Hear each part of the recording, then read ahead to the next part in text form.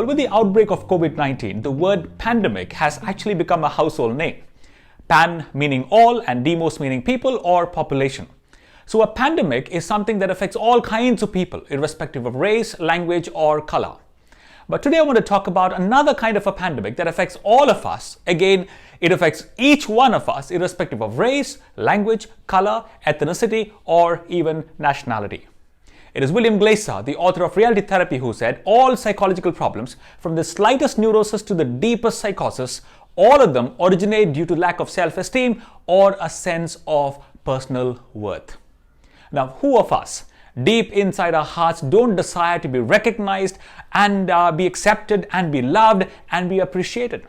But when these needs of recognition and acceptance and the sense of belonging or being wanted are not given to us or are not met, it gives way to widespread issues such as psychosomatic illnesses, to neuroticism, to hatredness, to alcoholism, to drug abuse, to violence, and to all kinds of social disorders. Well, then the question that arises is, what really causes poor self-esteem, or what really causes the lack of self-worth? First, one of the basic reasons for the lack of self-esteem is because at least 90% of our self-esteem comes from what others think of us. Let me say that again. 90% of our self-esteem comes from what others think of us. From the choice of our food to the choice of our dress, and in fact, many of our choices actually, to a large degree, depend upon how people would validate it.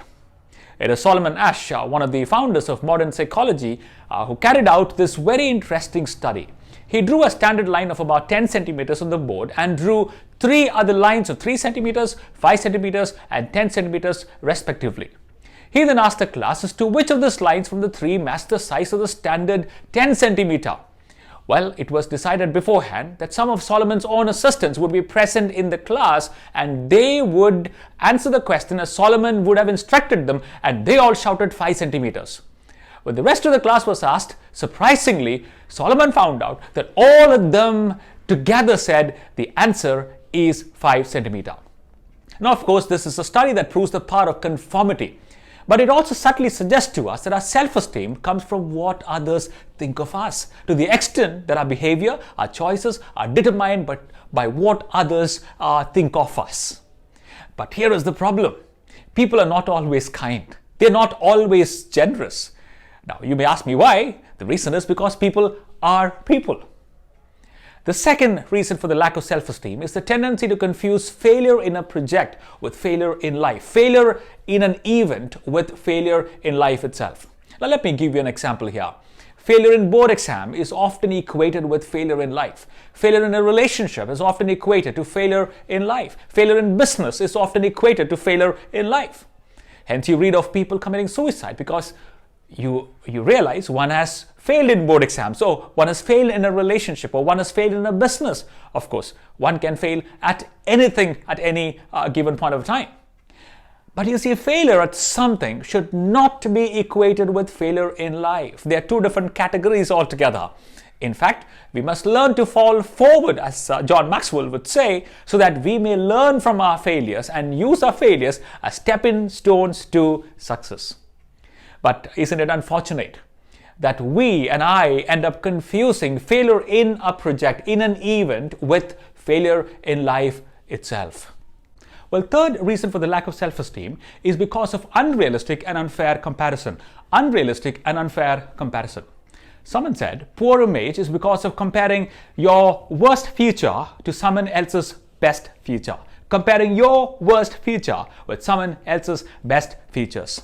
It is James Dobson in his book Life on the Edge says, comparison is the root of all inferiority. Comparison is the root of all inferiority. Now, if I'm going to compare myself with any one of you listening to me right now, there is no doubt that at some point of our conversation, I'm going to feel inferior. And that's because I'm not good at everything. Hence, you might be good at something that I might not be good at all. And because I end up comparing my worst feature with your best, I am going to feel completely doomed for that matter. Well, the fourth reason for the lack of self-esteem is due to carrying our past life into our present life. Carrying our past life into our present life. Our past lives not only make us feel guilty, I think our past life also to a large extent make us feel very shameful. In fact, all of us have got past to us, don't we?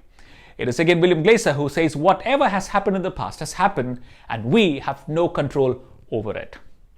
So how do I ensure that I have a good self-esteem?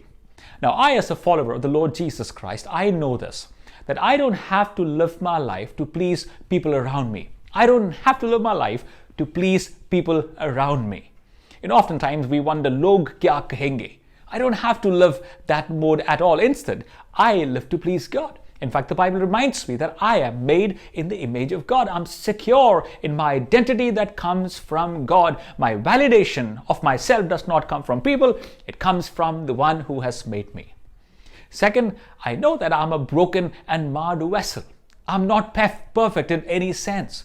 I don't have to wear masks and pretend to look good on the outside.